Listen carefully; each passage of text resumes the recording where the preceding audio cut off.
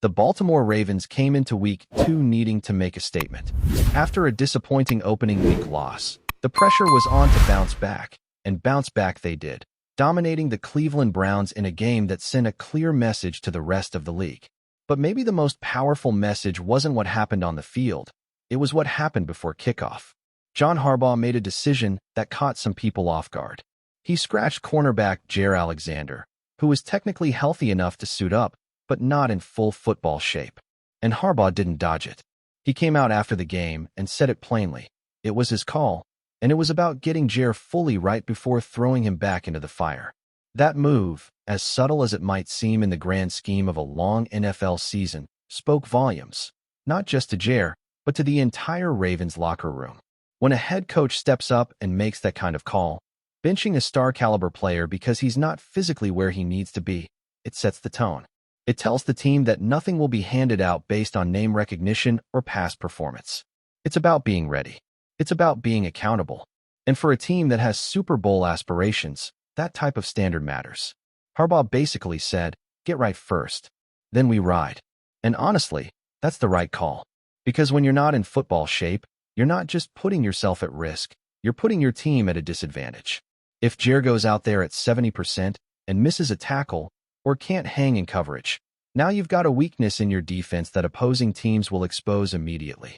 And the secondary, of all places, is not where you want to gamble, especially with guys like Marlon Humphrey already dealing with injuries. Now, of course, Jaire Alexander is a competitor. He wanted to be out there. Harbaugh even said he was pushing hard to play. And that's what you want from your players. You want guys who are hungry. But sometimes, being a great coach means protecting your players from themselves, holding them back now so they can be at their best later. The Ravens have been cautious ever since that brutal stretch of injuries a few years ago that decimated their roster. And that caution has become a strength. They're not rushing guys back. They're thinking long-term. And with a player like Jaire, it makes even more sense. The talent is there. Everyone knows that. But if he's not flying around at full speed, he's not the same guy. And that version of Jaire doesn't help the team the way he should. So instead of risking it, Harbaugh rolled with players like TJ Tampa and Shobi Awuzie. And guess what? They stepped up. You watched the way Roquan Smith and Kyle Hamilton were flying around the field on Sunday, and you realize what football shape really looks like. That's the standard. That's the energy this defense needs. Jaire wasn't there yet, and Harbaugh made sure he had the time to get back to that level. And in the meantime, other guys are getting meaningful reps. They're gaining confidence. They're proving to the coaching staff and to themselves that they can be trusted in big spots. That kind of depth is crucial. It's how you build a championship team. Everyone knows their role. Everyone stays ready. So when the time comes, they're not just filling in, they're making plays. Let's not forget what happened the last time the Ravens tried to rush a player back. In 2021, that nightmare season started with guys like J.K. Dobbins and Gus Edwards going down in practice. The lesson was learned. Since then, they've taken a far more methodical approach, especially with soft tissue injuries and players trying to work their way back from long layoffs. And that's exactly the category Jaire falls into. He missed a big chunk of training camp. He didn't get those full-speed reps that help players get in sync with the system and with each other. So putting him back out there too soon would have been reckless. It's not just about being cleared by the medical staff. It's about conditioning, instincts, timing, trust. You need all of that to play at a high level in the NFL, especially at cornerback. And here's the thing. Jaire Alexander is going to be just fine. This isn't some indictment of his future with the team. Quite the opposite, actually. Harbaugh went out of his way to say Jaire will be playing great football for them this year. But it's got to be the right version of him. And there's nothing wrong with taking a game or two to get him ramped up properly. That's just smart football. He's a pro. He'll understand that. And when he does come back, he'll be that much sharper for it. The Ravens didn't need him to beat the Browns. That's not a knock on his talent. It's a credit to the guys who stepped up in his absence. And look, you saw what happened to Marlon Humphrey during the game. He goes down with a groin injury. You never know when your depth is going to be tested. So having guys already seasoned with live game reps, that's invaluable. You can't simulate that in practice. Nate Wiggins made a play. TJ Tampa looked solid. The defense as a whole didn't just survive without Jaire. They thrived. And that sends a message to the entire locker room. It tells them, we're going to roll with who's ready. No exceptions. That's how you build a culture. This defense came into the game with something to prove. After a shaky week 1, questions were flying about their maturity, their discipline, their readiness. Even Marlon Humphrey was public about it. And then Lamar Jackson steps up after the game and drops a little Mike moment when he says the defense looked extremely mature today. That wasn't a dig. That was pride. That was a quarterback seeing his guys respond to the challenge and showing up. Forcing turnovers, locking down receivers, getting after the quarterback. The energy was different. And it started with the decision to play only the guys who were truly ready to go. While John Harbaugh's message to Jair Alexander laid the foundation before the game, it was the players on the field who built on that tone with relentless energy, and none more than Roquan Smith. If you were wondering where the all-pro version of Roquan had been hiding, well, wonder no more. Against the Browns, he was everywhere. 15 tackles, a scoop and score, flying sideline to sideline like a man on a mission.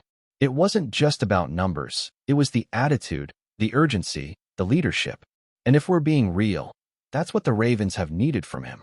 Not just someone who racks up stats, but someone who sets the emotional temperature of the defense.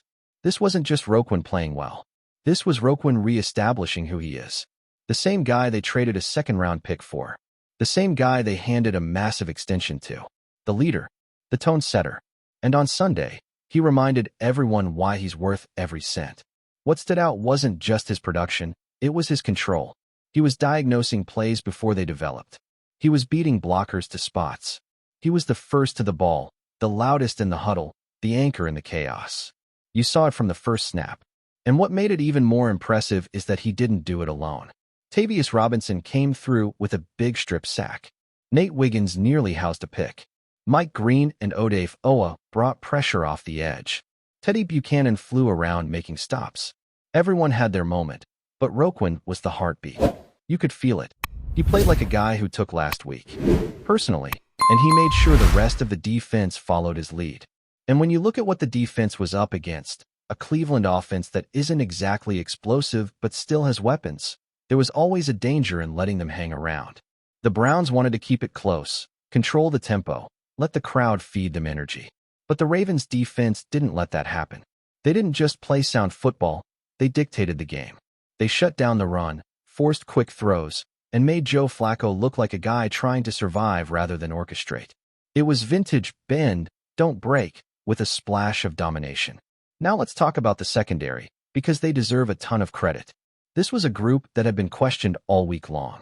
After week 1, the coverage was inconsistent, the tackling shaky, and people were calling out their discipline. But on Sunday, they were locked in, sticky in coverage, physical at the catch point, disciplined in assignments. Jerry Jeudy, who made some pregame noise about the Ravens' secondary being nothing special, got blanketed. For catches, 51 yards, and one brutal drop that killed a drive. The Ravens heard the chatter, and they responded the best way you can, by showing up between the lines and putting on a clinic. You could see how tightly coverage and pass rush were married in this game. One fed the other. There were plays where Flacco stood in the pocket for 3, 4, 5 seconds and still couldn't find anyone open. That's a credit to the secondary sticking to their assignments. And on the other side, there were plenty of snaps where the pressure got home fast enough to force Flacco into a quick throw or a check down. Those are the plays that don't always show up in the box score, but they change the rhythm of a game. They take away options. They force mistakes. And in a game like this, that adds up fast. Roquan's scoop and score was a perfect example of that. Robinson beats his man, gets the strip. The ball's loose. And Roquan is right there. Right where he's supposed to be. That's not luck. That's instincts, hustle, and anticipation. That play didn't just flip field position, it flipped momentum. That's when the Browns looked like they had no answers. You could feel the air go out of the building. And then there's Lamar Jackson. Let's be honest. This might have been the quietest 4-touchdown performance he's ever had. 19 of 29, 225 yards, 4 touchdowns, no interceptions.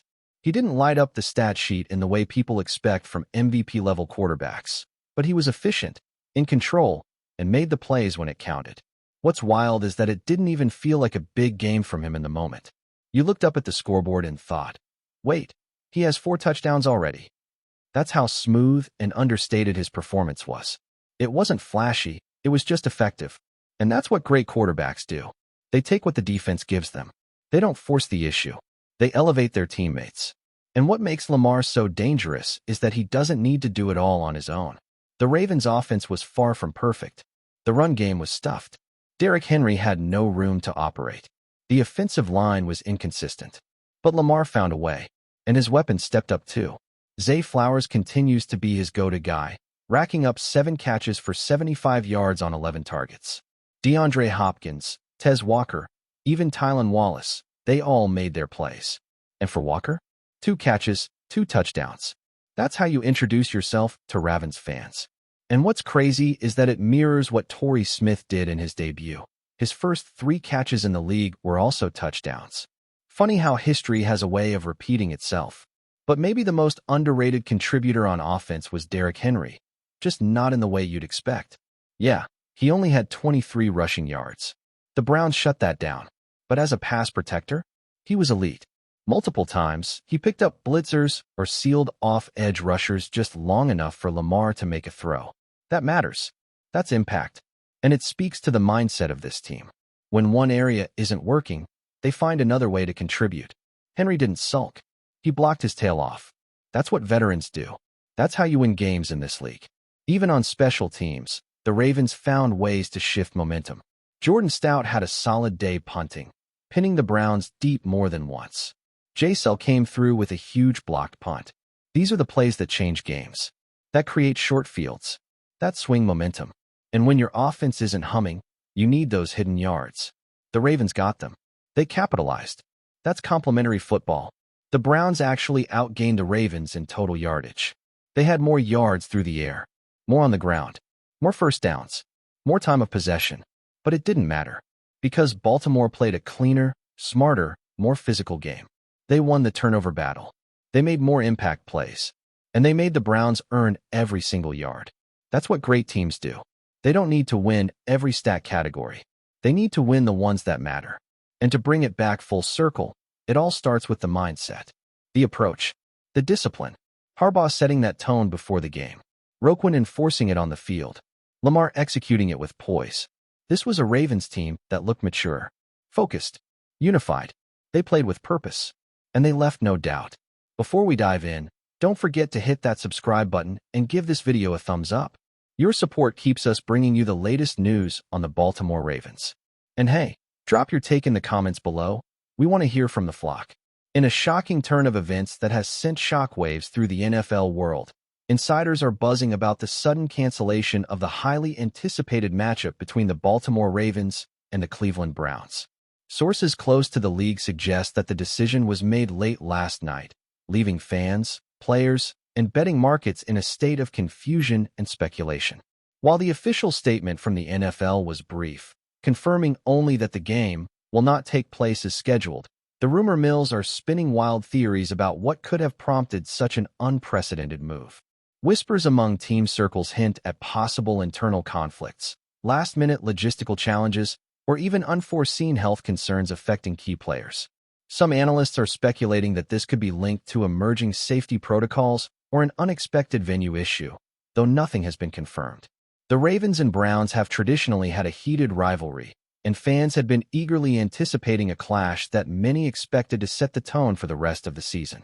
Now, with the game off, social media is flooded with disappointed reactions, heated debates, and a surge of what-ifs as supporters try to make sense of the abrupt cancellation. Sports insiders are also suggesting that this decision could have ripple effects across the league. With the Ravens and Browns both in the hunt for playoff positioning, missing a high-profile game could alter momentum, affect player morale, and even impact draft strategies. Betting enthusiasts are scrambling to adjust, and ticket holders are demanding clarity, leaving the NFL under intense pressure to provide answers.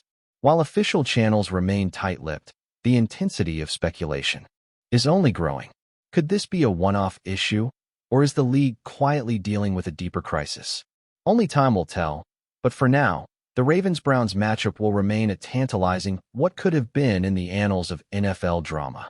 Fans are left with anticipation, theories, and disappointment as the rumor mill churns relentlessly. In the world of professional football, cancellations are rare, and the suspense surrounding this unexpected twist is fueling conversations in locker rooms, sports bars, and living rooms nationwide. Whatever the true reason behind this shocking development, one thing is certain: the NFL community will not stop speculating anytime soon. That's it for this update. If you enjoyed the video and want to stay in the loop with exclusive news on our Baltimore Ravens, make sure to subscribe and hit that like button. We'd love to hear what the flock thinks. Drop your thoughts in the comments. See you in the next one.